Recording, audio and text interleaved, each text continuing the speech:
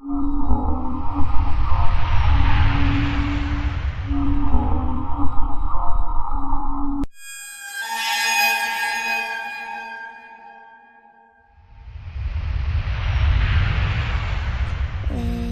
we come to see the teddy. Hello creeps, and welcome to JJ's Horrors Fiction. Let's begin our story. By now, you should have a good idea of what you can expect from Hal. You know how to kill the first person you see when you fight your way out of a birthing sack. You know to find clothing, tools, and shelter.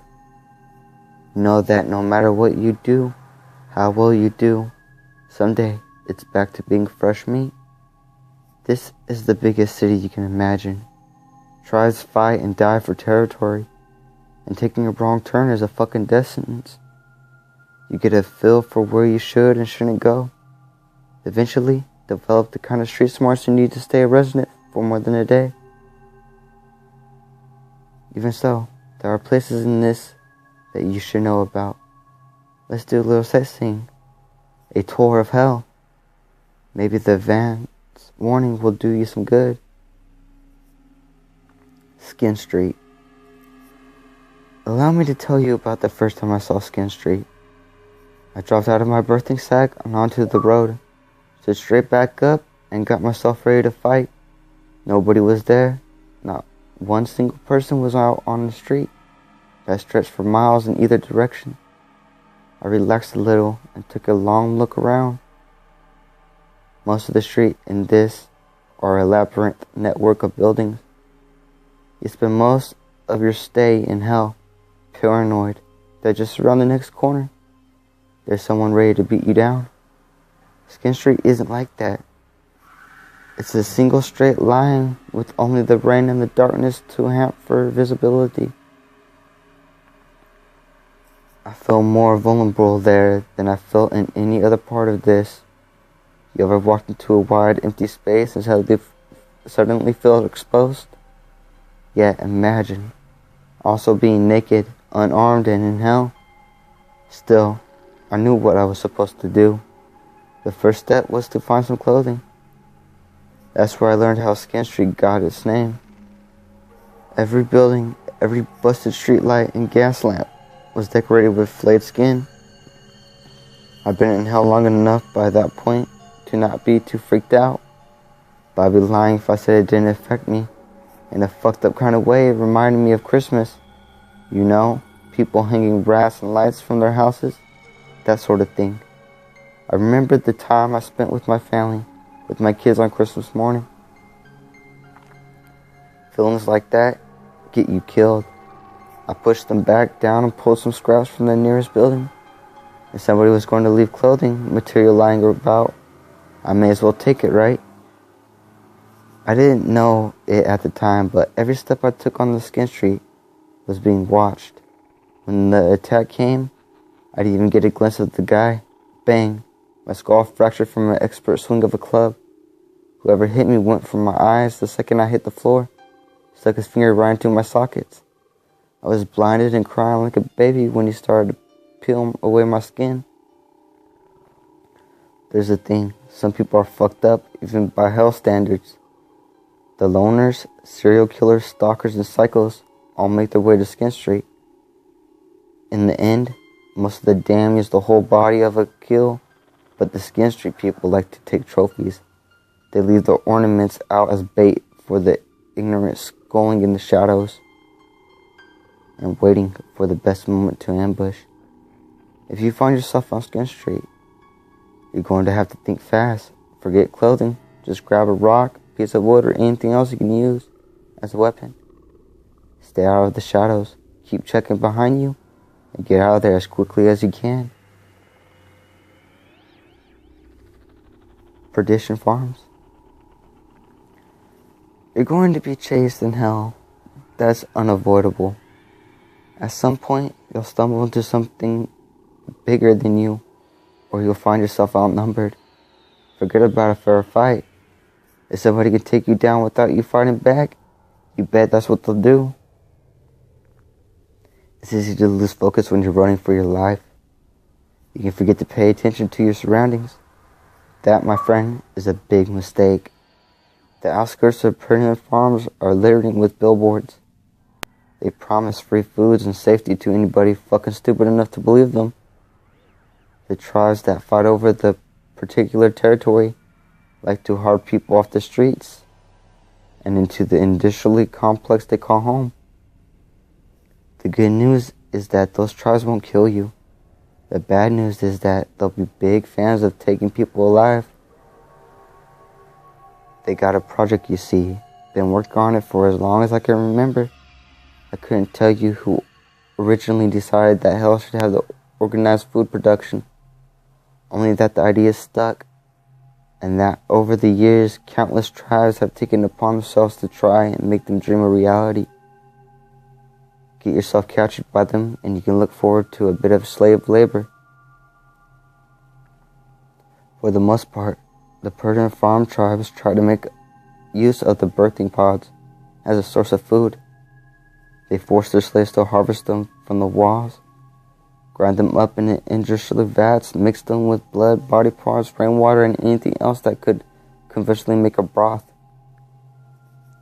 The life of a slave is short, brutal, and disgusting, particularly when those slaves are then used as a guinea pigs for their latest concoction.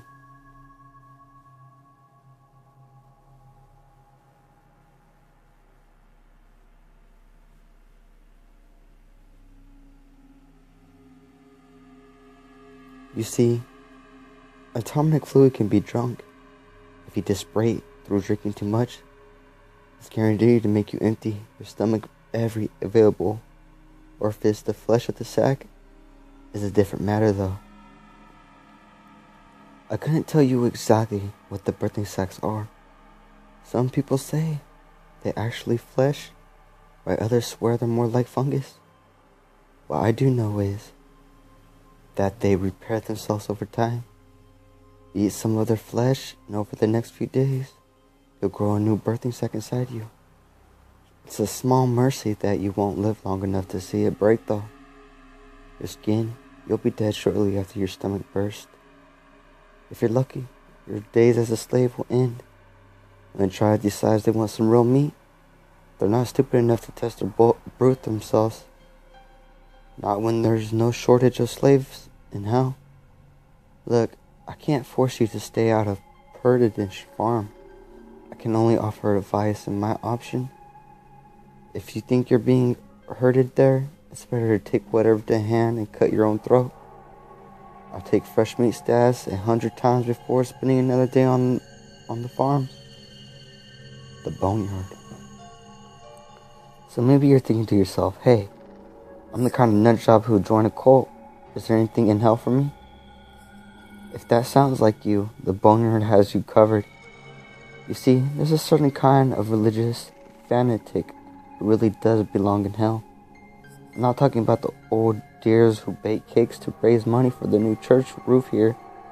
I'm talking about the guy who went to war because God commanded it, who burned women for supposedly concerned with demons, and who saw nothing wrong with the odd kid.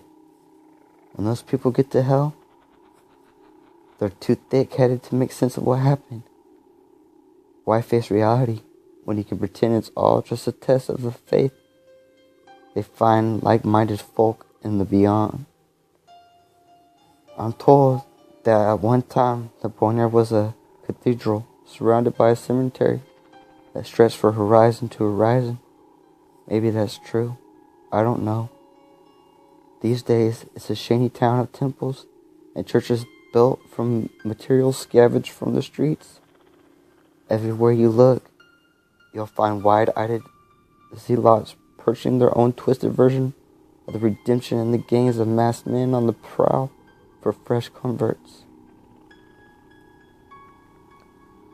Mortification of the flesh is the main pastime in the boneyard. If you listen to the cacophony of the sermons, you'll be informed of how the flesh is wicked and must be purged of sin. How lucky we are to be given such a holy duty. How fortunate to be given the opportunity to redeem ourselves before God. The people at the boneyard have had a long time and plenty of fucking practice when it comes to mastering torture and degradation. I'm not a good person. I've killed, raped, and cannibalized. But I can honestly tell you, I never have been able to dream up some of that shit that goes on in the boneyard. I wandered in there by accident once, and I've never been able to get what I saw out of my brain.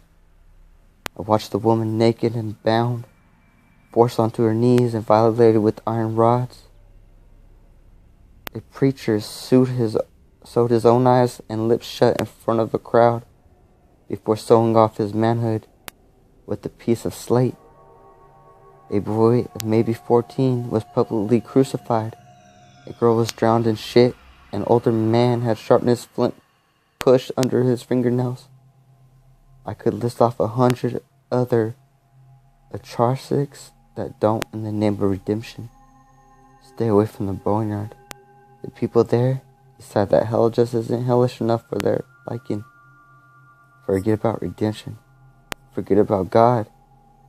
The only way out of hell is by riding a pillar of fire and taking over a living body. Focus on that if you want to escape. The damned can offer you salvation. The damned only offer pain.